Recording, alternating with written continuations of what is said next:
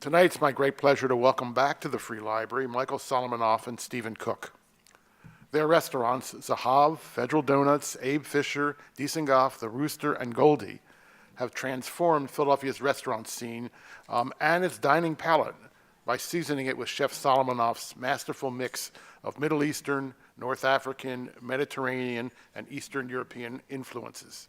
They've added enormously to Philadelphia's restaurant reputation as a destination city for food lovers and fine dining and exceptional food.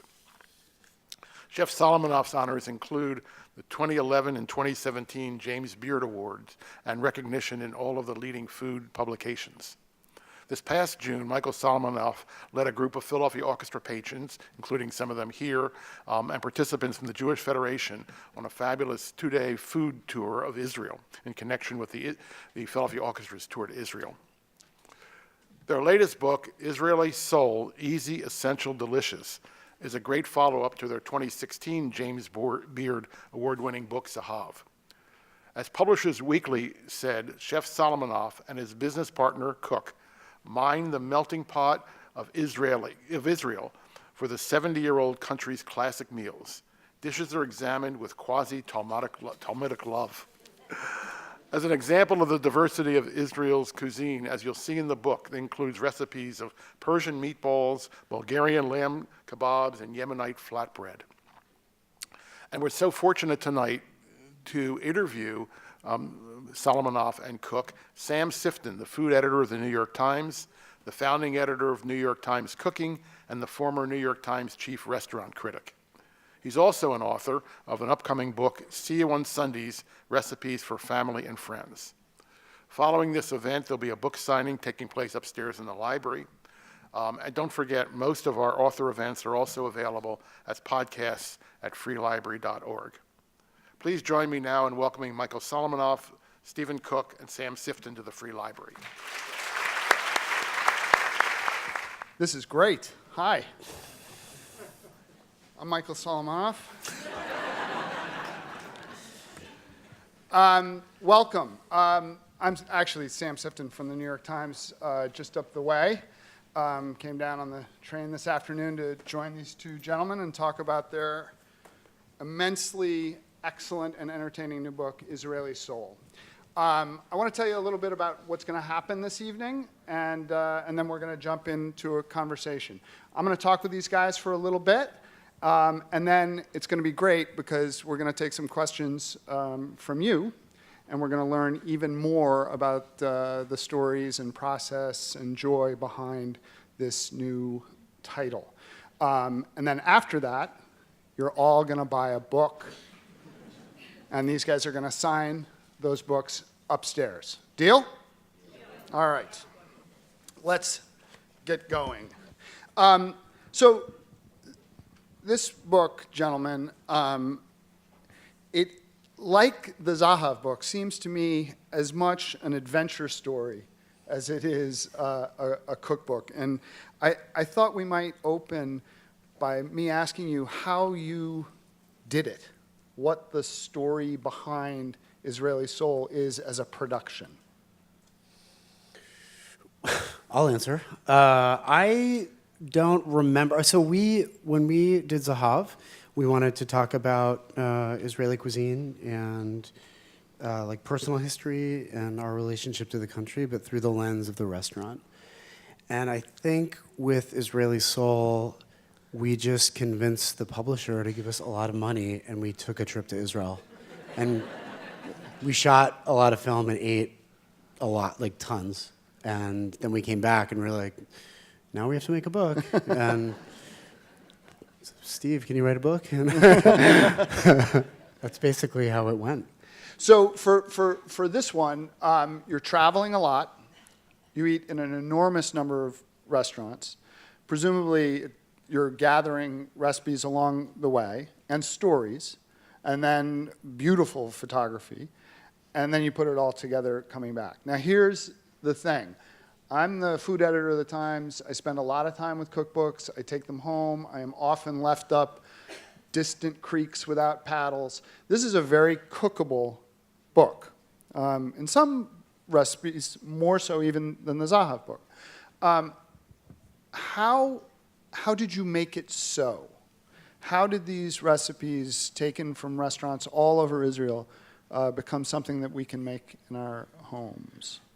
So, with both the Zahav book and this book, the title was literally the last thing. Besides the cover, the title was the last thing to come up with. But we always had the subtitle, Easy, Essential, Delicious, so we knew from the beginning that we had to make them easy. And so, I don't know, one of the things that we found writing Zahav, and, you know, as professionals, as restaurant professionals, as cooks, you know, we can appreciate a certain type of cookbook that is just aspirational. Yep. But for a cookbook, I think, to be relevant, you have to be able to cook from it. And I think we learned, we had a great team for all the books, and we learned early on in Zahav that how important that recipe testing function was. And so we dedicated a lot of resources to that in both books to make sure that, I mean, we've all cooked from cookbooks where the recipes just don't work. Yes, And that's we have. super disappointing. So that was part of it, was focusing on making sure the recipes work, but also kind of trying to strip away things to their essence. I mean, the 5-minute hummus recipe gets talked about a lot in this book, and you know, we wanted to, you know, the Zahav hummus recipe is great. It's what we use in the restaurants. It's not that hard, but it takes a little bit of planning. You know, you guys soak chickpeas overnight, but we wanted to be able to strip all that away, take away the excuses for people to not cook in their homes, and give them something that was much better than what you can buy in the supermarket, that was, you know, cheaper and much more delicious. But it's interesting, right? Because there are two things that are going on here. One is recipes that are coming from restaurants in Israel, as interpreted by restaurant professionals here in Philadelphia. And what's amazing to me as a journalist who covers both kinds of professional cook, chefs are terrible recipe writers, generally. Now, this is true because, and I think it's true because they work in kitchens where you can communicate in a kind of code.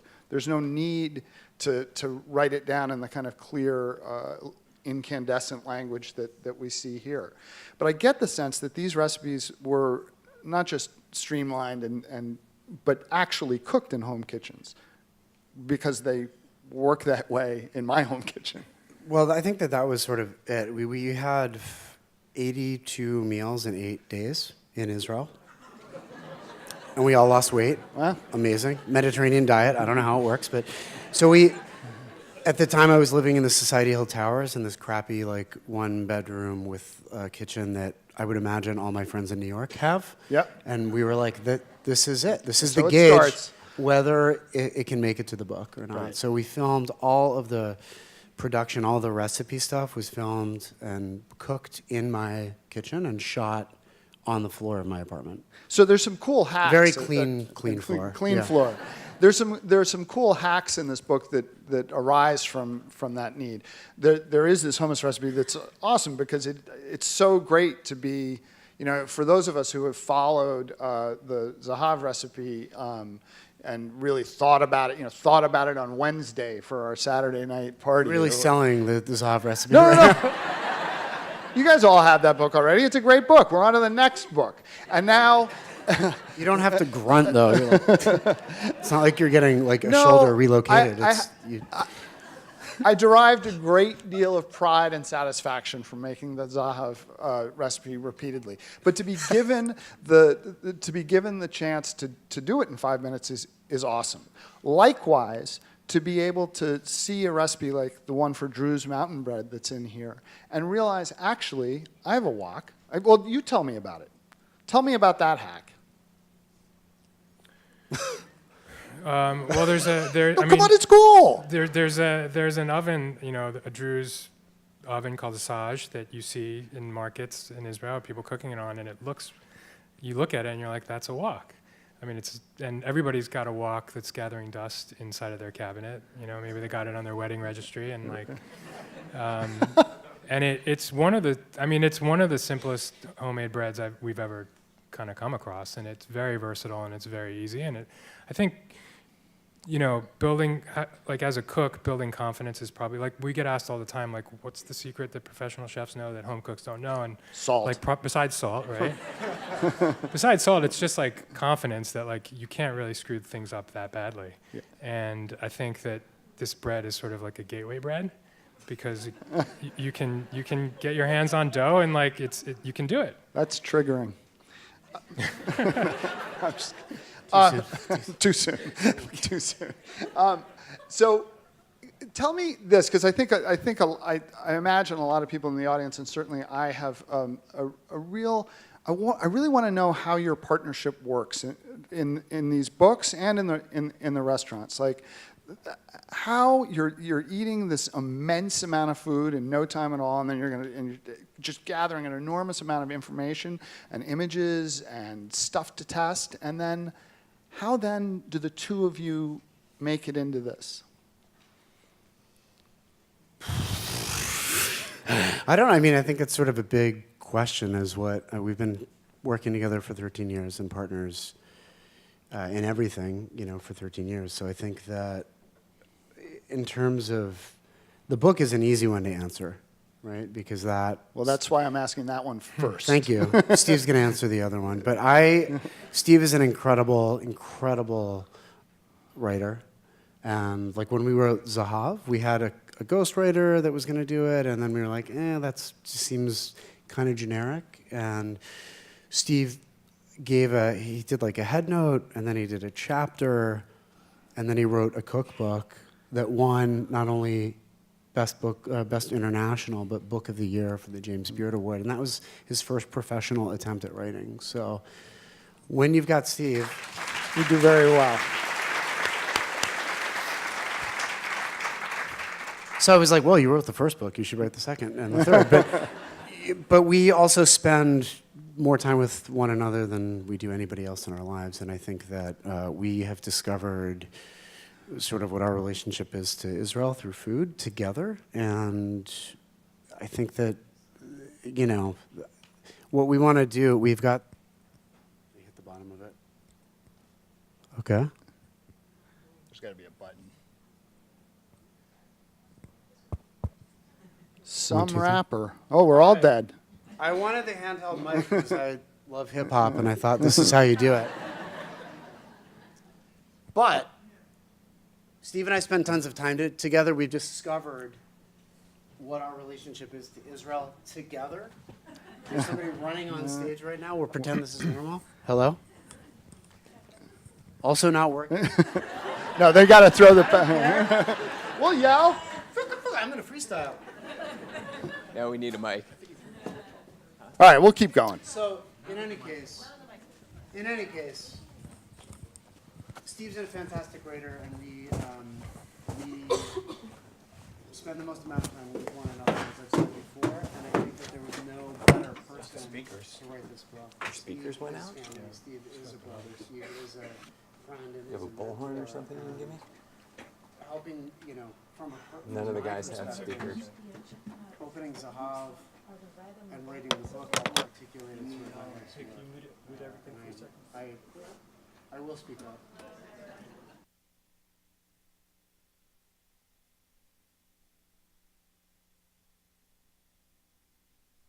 Story, right? These two friends and compatriots who work together to create these pieces of art that are useful to all of us in our homes, but it's a whole different thing, Steve, when it's a business, and I'm really curious how this relationship played out over the history of the last dozen or 13 years. We Mike's kind of a handful. And that's, and you're a steady, fella. So how did it work in the business as opposed to in the culture of writing this book and the last one? Well, I mean, does this work? Yeah, yours is on. Obviously, the steady fella gets the microphone. Yeah. Really nice. I am a huge fan of partners, even though we've had a couple bad ones. The first restaurant I ever opened was in 2004, and I was by myself. And it was the hardest, loneliest, most miserable year that I've ever spent. And right at the end of that year, when I was really questioning whether I was in the right business, is when I met Mike. And so it was sort of like a gift, Was it a from meet cute above. situation? A what? Did you meet cute, or was it? I don't get that You reference. don't get that reference? Yeah. We know this from rom-coms, from romantic comedies. You bump into each other. And Yes, a it was flash exactly happens. Yeah, yeah. Thank you. Tell it like Nora Ephron would have written. That's Not that kind of writer. So, Mike came along at exactly the right moment in my career, because I think if I hadn't met him, I don't think I would be in the restaurant business. And, people, we both, I don't know, we didn't do any due diligence on each other. Mike grew up, born in Israel, spent most of his childhood in Pittsburgh, knew my wife from Pittsburgh. we're an indie band.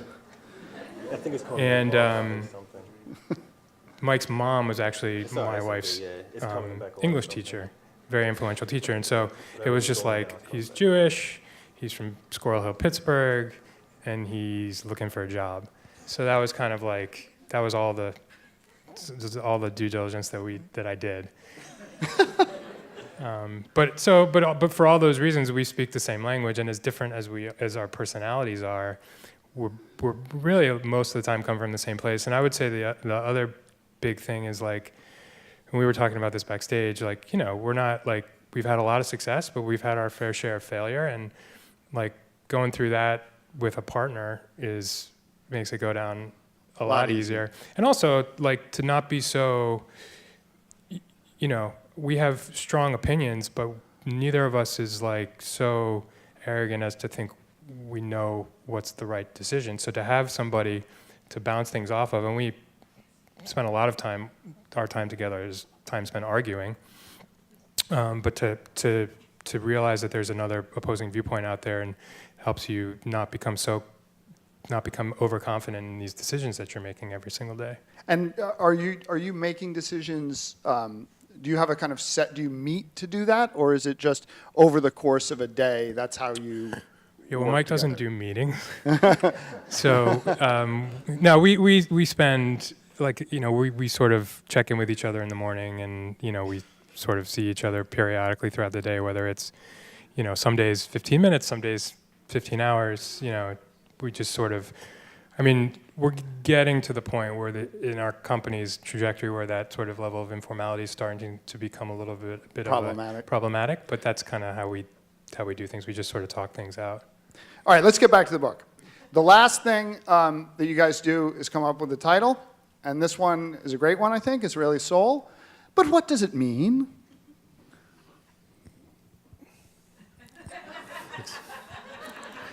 Partners. Much better.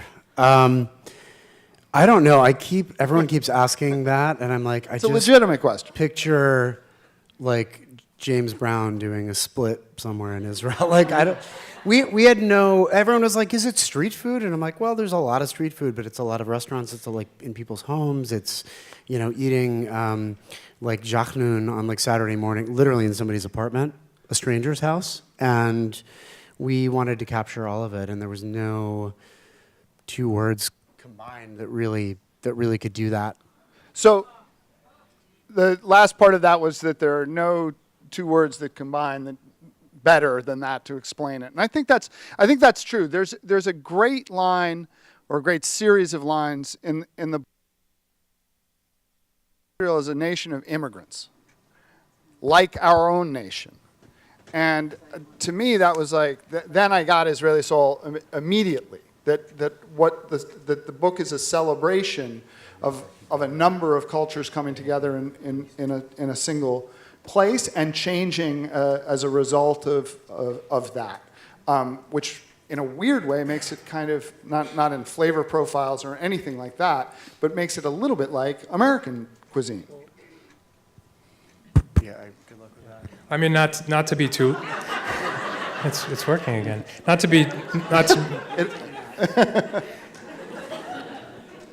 not to be too literal, but the way that we as Americans understand soul food also relates to a period of migration where food was something that helped maintain continuity with a tradition and a way of life that was sort of left behind, and that's very much the story of Israel. Most Israelis are 2 or 3 generations from their family being in a completely different place in the world, having traveled hundreds of thousands of miles, leaving behind everything that they knew for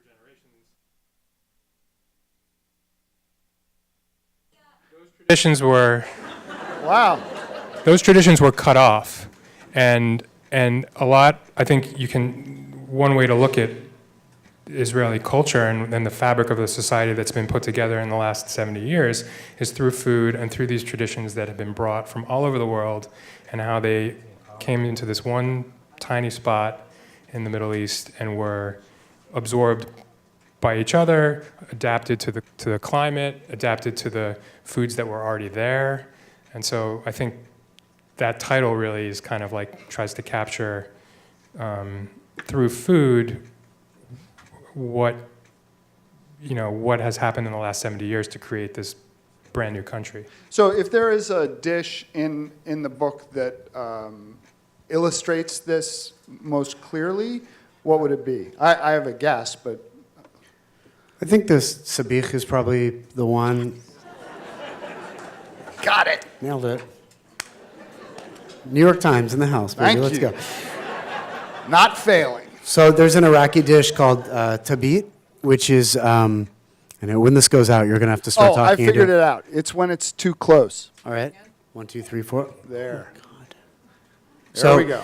There's a dish called tabit, which is a Iraqi sort of Sabbath stew, and a lot of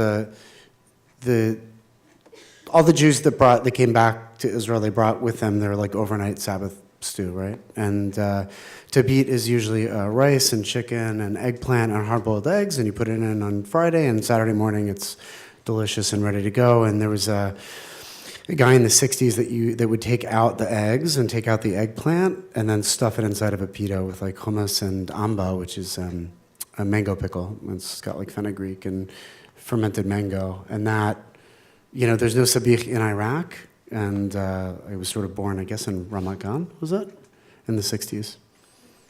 So but you're not going to find something anywhere but in Israel, right? I mean, as it is in Israel. Well, I think that it was sort of born there, so I guess that would make it kind of the most Israeli thing that there is, because you can also, in true form, you can eat it, drive a stick shift car, smoke a cigarette, talk on the phone, It's like a paradise food. It's perfect, the perfect dish. It's a paradise Yeah. food.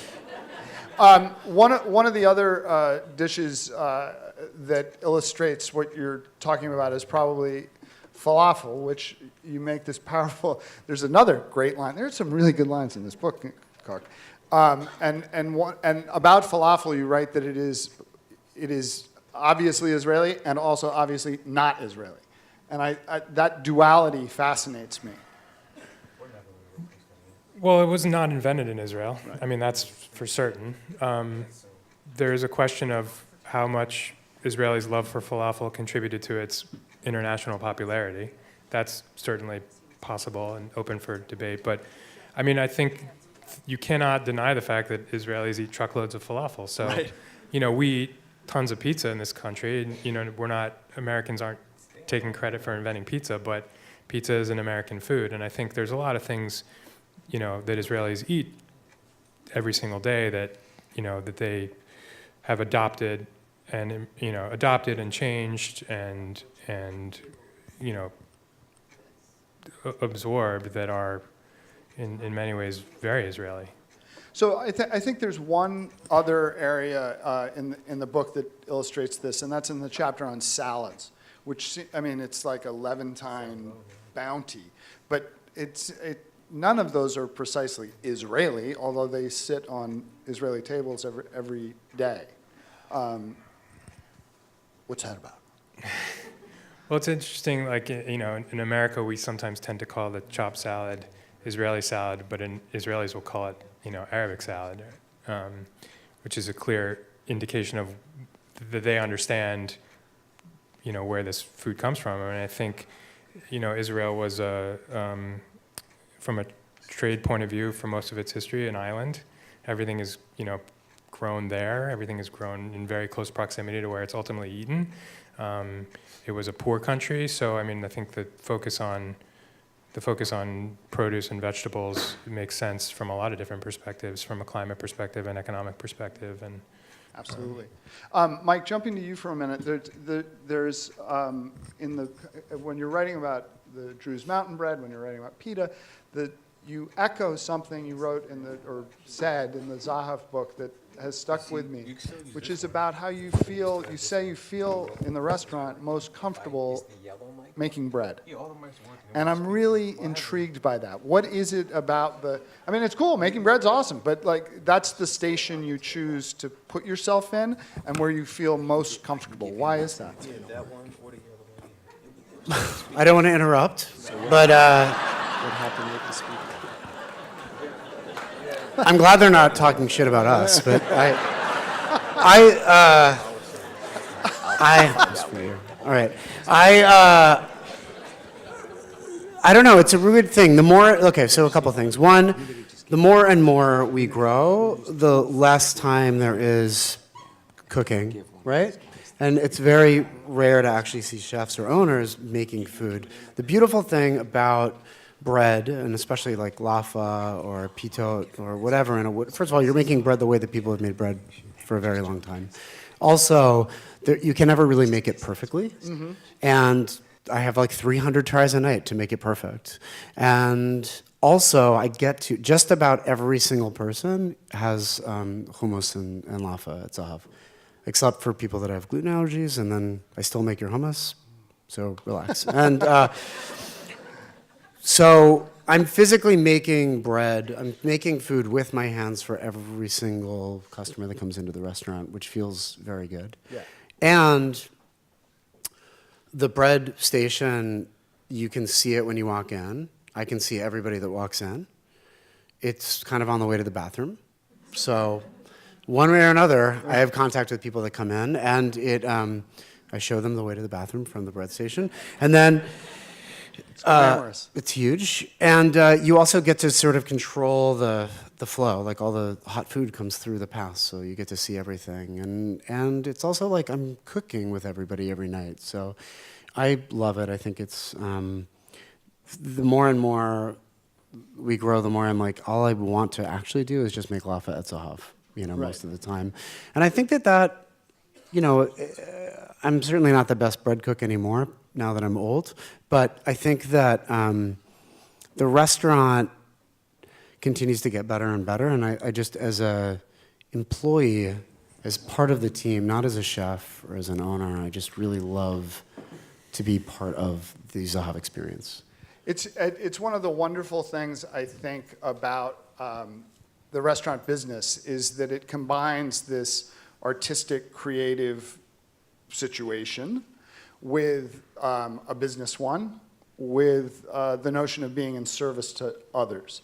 And this is something that is clearly kind of a big part of your restaurant group. And it leads me to ask about your relationship with this city, Philadelphia. I love the fact you'll find a map in here that shows you where all the cities and towns are in Israel, and then there's an arrow that says 5337 miles to Philadelphia. And I thought, well, that's just great. And here in this august room, I thought I'd ask you about your relationship to this town. So neither of us are from here, but I think we've been here basically for the exact same amount of time. And I've lived here longer than I've lived anywhere else. And for me, Philly's home. I met my wife here. Our kids were born here. And notwithstanding the fact that we opened Zahav in the middle of the worst recession that the country has had in, I think, most of this, in the last 75 years, we've been really, really fortunate to grow our business in a very accepting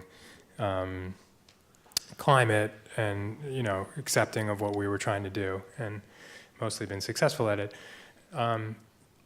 But the sort of flip side of that is that, we provide sort of hospitality for people that can afford to pay for it, and this is the largest poor city in America, and one of the hungriest. And so,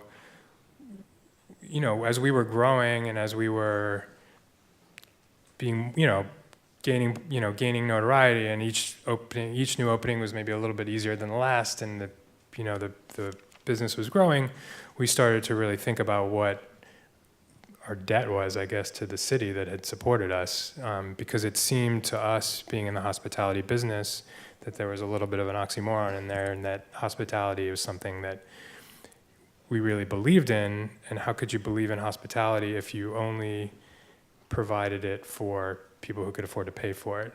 And so for the last, 5 years, we've sort of tried to get involved with an organization here in Philly that does provide hospitality to the most vulnerable citizens, and make that kind of the focus of our kind of paying our debt to the city, if you will. That's one wonders if that would happen on the dark streets of New York. Let's take a short break and do a little speed round, like a kind of game. Oh, you seem psyched, Steve. It'll just be like, I'll just ask a question. Give me the first thing that comes into your mind. Like, don't think about it. Who are your heroes, Mike? So you're thinking. You know what? Because we've been asked this a couple times. Really? So I think that it was asked differently. Who would you have dinner with? Yeah, that's a good question. And I was like, Jimi Hendrix. And you said, Don't say it. yeah. Oh, do say. What did Dan you say? Marino. He said Dan Marino. But we were also, who's also from Pittsburgh, not Jewish. But I think somebody else was asking about like who your mentors were, and Steve's mine, Well, and Dan Marino. I'm just wondering, I'm just following up here, Steve. What would you cook for Dan Marino? Like, that's a serious question. Like, is that I'm thinking surf and turf, maybe, of some sort. I would wear isotoner gloves while I was cooking. I don't know what I would cook. I would actually cook Dan Marino Yeah. for Jimi Hendrix. And Hendrix, what do you think Hendrix would eat? Probably not that much. I don't Yeah. think he was. Yeah. Yeah. He'd be in the living room. Vitamins. Yeah. Orange juice. Or something. Okay, that's fun. What keeps you up at night? We got time. Yeah. For me, it's all about, do we have enough people who have the same values as us, who can execute our vision for the future? That's I think what we spend most of our time doing is talking to our people, talking about our people, trying to find the right people, putting them in the right place to be successful, giving them opportunities to grow.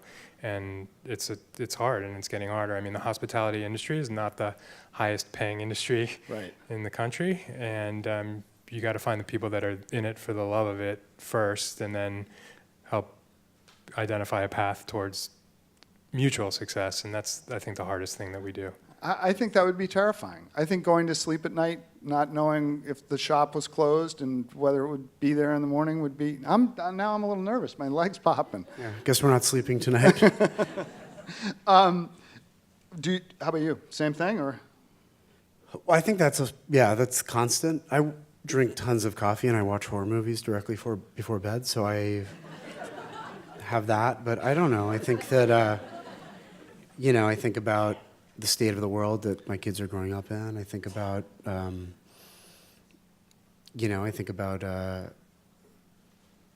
how we can create peace, between Israelis and Palestinians, and easy stuff like that. The simple stuff. I can tell you that if you're in that situation, either of those situations, cooking's a pretty good bomb, and this book is a good place to start with that. There's a recipe. Well, I want to know what your favorite recipes are in the book.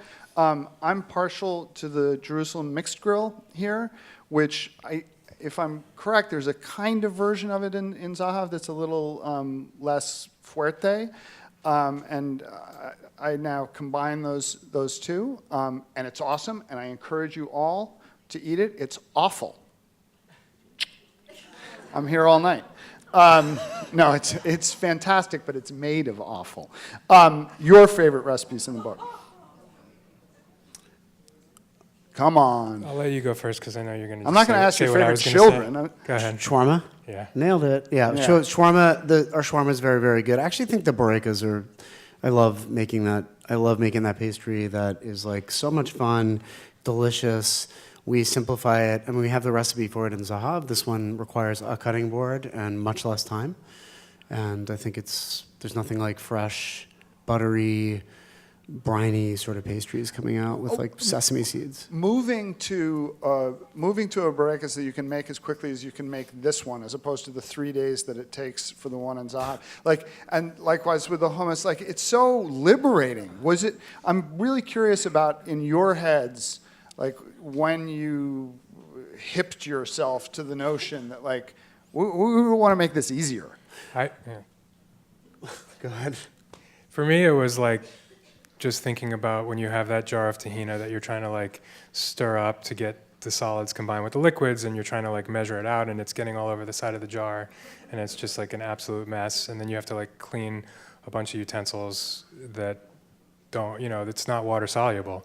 So we kind of the 5-minute hummus recipe was literally built around the first ingredient. It was let's build the recipe around a jar of tahina that you can literally dump Right. in the food processor and then throw away or wash out and recycle. Yeah. Always.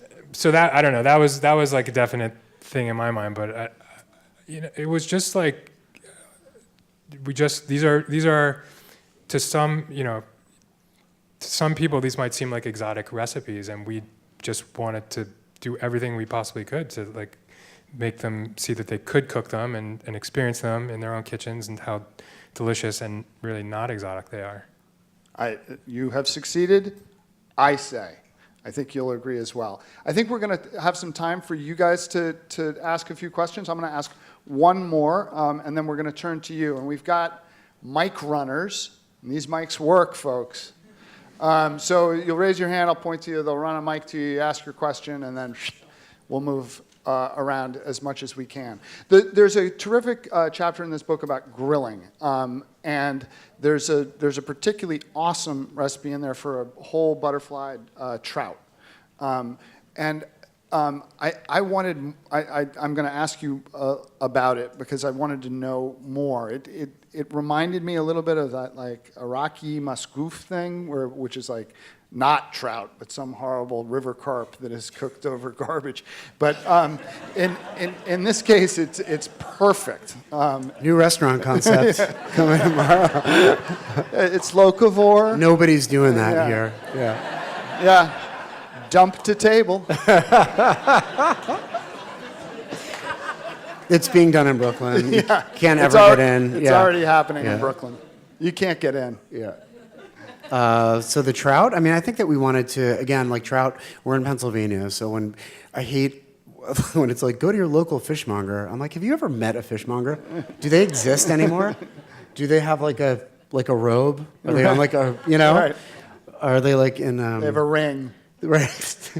So I don't know. We just wanted to make it accessible, and I think that it's easy to get river trout, especially here in Pennsylvania, and it is a product that is delicious, consistent. Skin is really nice and crispy, and it wasn't something that people can pronounce. And on the grill, it's ridiculous. It's salt and charcoal, and fantastic. And with Zahav, we do branzino. We try to change it, but then it never is as good. Salt, properly cooked fish on charcoal with skin and salt. There's nothing better, So I think we wanted to emulate that. But branzino's a tricky one because then you have to go find a fishmonger first and then find somebody that gets Mediterranean sea bass second. Not very easy. They're beginning to farm branzino in Waterbury, Connecticut. So watch this space. So my wife and I have enjoyed Zahav quite a few times, actually. And so one thing we always wonder is when you go into the left of the bar, there's all the spices sitting up in Tupperware containers in the window. And we're always kind of curious, what was that all about? Well, we ran out of space in the kitchen, so that's our spice storage. and it looks kind of cool. That's basically it. We have a spice monger named Lior Lev Sarkaz, and he does really amazing blends for us. So I'm glad that you haven't stolen any of them. People do that a lot as well. So we have all of our spices out there, a lot of our spice blends there, and we go through tons of spices, so they're always sort of replaced. And Are spices the most stolen item in your restaurants? no, we've got this. We do French presses, and we have those little, those little timers, and people steal those like into they the take purse. them like one would eat Tic Tacs. Yeah. And you wonder why the Branzino's expensive. Hi, we have the Zahav cookbook, and we read about your love for the pastry at your grandmother's hands. She taught you how to make the pastry, and I'm wondering what quintessential dish your children are going to remember from you. The mac They're and going to be cheese. super disappointed with my answer. You go first. Yeah. My kids are sitting here. What are we going to remember? You're not going to be able to answer that properly. Schnitzel, I think, is probably it. I mean, they sort of love that, you know? Who doesn't love a schnitzel? It's a great question. That's There's great. no answer to that. Everybody loves schnitzel. So the kids love schnitzel, and the borekas they also love. I mean, they like making them as well. So hopefully I'll be able to pass them There's on. a kind of radical schnitzel technique in this book. It is radical. It's radical. Can you just outline it real quick? Yeah, so when you do standard breading procedure, it's like flour, egg wash, breadcrumbs, or matzo meal, or whatever. And we found a recipe and sort of adapted it. And it's you just drop the chicken into egg wash, and you season the egg wash with spices and salt, and it partially brines it. So it seasons it, and then you just kind of roll it in a little bit of like matzo meal or whatever, and it's the thinnest, most perfect crust, but it also contradicts everything that we were taught in culinary school, which is that you needed flour. That's what I love about all the grandmother cooking, is that it contradicts all of my super mean, sadistic French chefs that taught me how to cook, you know? So this is a great schnitzel recipe. It is really awesome. We recommend it with the hawaj, which is like a Yemenite soup spice. Awesome. Hello, I love your recipes in the Zahav cookbook. Thank you for sharing them. Do you have a secret to getting the eggs perfect in shakshuka? You probably cook shakshuka more than I do at this point. So what do you? I'm always amazed when you see shakshuka in Israel that they're like violently boiling the sauce with the egg. It's just like, again, not anything anybody would ever teach you to do in culinary school. So I would try that. I think when we try to like A higher temperature on the or like slide it into the oven, I think is another easy way to control the sort of rate at which the eggs cook. Yeah, I mean, everybody wants something different from their eggs, you know? So if you want them really runny, I would just do it on the stove. But if you don't mind a little opaque yolk, then I think the oven's probably the best way to control it. Yeah, people always talk about cooking eggs really slowly, but the fact is you want the whites to coagulate Set. quickly. So Yeah. We're getting good intel here at the Free Library.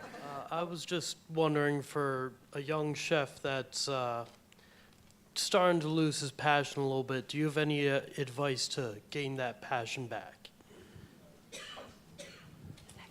Oh man. Oh, man. Comes at you fast. I know. I'm like, I feel like in general, you surround yourself by people that are generous, that are charismatic, that are funny, and that are very creative and hardworking in whatever realm you want to be in, and you will gain passion back. But we're accepting applications at Zahav. Where do you cook now? The Bucks County Country Club in Jameson, Pennsylvania. Come in on your next day off. Come and stage with us at Zahav. Yeah. That's how to get excited. Okay, now she gets her We'll show you how to steal timers. Can you buy Middle Eastern ingredients for all these recipes in Philadelphia? Oh, I was going to say New York City. I moved from Los Angeles, and you can get it anywhere, but here, I don't know where to find any of that stuff. The first place we bought Middle Eastern ingredients was at Makkah Market on 45th and Walnut, which is a little Middle Eastern grocery store. We used to go in there and like literally clean their shelves out. Like we had a dish of the Marigold kitchen menu, which we had a dish of frika. No, this was when Zahav was open. Yeah. We had frika, which is this sort of green cracked wheat, and it was very unreliable that our purveyor would actually show up with it. And so we spent many afternoons like racing to 45th and Walnut and like literally like every single box on the shelf, just like clearing it out. So I think they've restocked by now. But that's a cool little place. I mean, and the beauty of the internet is that everything is sort of available with By drone. with free shipping. And So my question is related because, Mr. Sifton, I have your Thanksgiving book. So what's on your Thanksgiving table? Do you incorporate a lot of the kind of things that we're going to see in Israeli Soul on your table? Well, I'll tell you what, this is the first year in like 15 years of preparing this stuff professionally where I'm thinking I might change it up. I wrote a whole book that's an argument for traditionalism, and I believe very strongly in that traditional table, while also allowing that what is my tradition is not yours, that one's Thanksgiving is one's Thanksgiving, and one ought to celebrate that. But I gotta say, this year, I'm thinking I want to get some new sides on the table. And you will see those at nytcooking.com real soon. All right, question for these guys. Yes, ma'am. Did you have a favorite area or food when you were traveling through Israel? Do you have a memory that really sticks with you of your time there? That's a great question. I mean, I think there's a lot of places there that yeah. Okay, so here's the story. You ready? There's this little town called Oda Sharon, which is right next to Kfar Saba, where I'm from. And what we wanted to do is highlight a bunch of places that were off the beaten path. And there's this tiny little town that has this great falafel shop, right, which every town does over there. And it's this shop that is, it's like blue. It's a kiosk. It's like 50 by 50 feet, and it's on the sidewalk. And it was owned by two brothers. One of them has since passed away. And my dad is like, you know that falafel shop, both owners drive Audis, you know? So it's like very successful. And when we wanted to go there, and so we like pull the tour bus, and we all get out of this bus, and we had undershot the falafel shop. There was another random stand right on the sidewalk that only made sabich sandwiches. So we were like, all right, let's just shoot this. So we're eating these eggplant sandwiches. The falafel shop is across the street, but like half a block ahead. And we start walking towards it. And on the right-hand side is a place that does fricassee or moufletta, which is the Tunisian tuna sandwich that's like a baguette that's essentially deep fried, that has got tuna, harissa, olives, preserved lemon. It's an amazing sandwich, and there's one guy that's just making that. And then we saw just a schnitzel place. And then we finally crossed the street in this little nonsense town to get to the falafel shop. And we're eating falafel, and we're taking all these pictures. And actually, our photographer, Mike Persico, is sitting right here. Let's give it up for Mike. There he is. So Mike has got like $50,000 worth of camera equipment taking pictures of this falafel sandwich. And the guy is freaking out about it. And he comes out with a New York magazine. Sorry, no offense. This was a good story. Yeah. The writing was terrible. And he's like, oh, there's all these chefs in the States that love my falafel shop. And he shows it, and it was an article that I wrote. Which is how you get free falafel in Israel. But what I liked about that was that it was this whatever town, and it was like falafel, sabich, right? So it was like four different cultures in basically 300 feet, and it was something that kind of happened in real time that was exciting. I got to say that the quality of that story is what you're going to get in this book. That's the kind, like, between the photography, brilliant writing, awesome recipes, it really does evoke that block that he's talking about. We're going to take one more question, and then, seriously, everybody's buying a book. Yeah, we're going to lock the doors until the purchases are done. I want to ask, do you think there's something about Israeli cuisine that spoke to Philadelphians and contributed to your success in this city in particular? Oh, that's a great question. I like that. Yeah. Well, I don't know. I don't know if specifically Israeli cuisine, but I always feel like Philly has like a little bit of a chip on its shoulder for being between, New York and D.C., two arguably more important cities in the country. But it's not. I feel like Philadelphians. It's not an expense account town. I think Philadelphians, eat. They pay for the food that they eat with their own hard work, and so they're not very forgiving of things that are phoned in or inauthentic. And so I think Philly is a town where the passion that Mike can put on a plate, because this is food that is like a part of him. I think that Philadelphians are very receptive to that, and I think that's why it's such a great place for young chefs. In addition to the fact that the rent is cheaper, it's a great place for young chefs to really take risks that I don't know that they could do in other cities. Well, thank goodness you guys took those risks.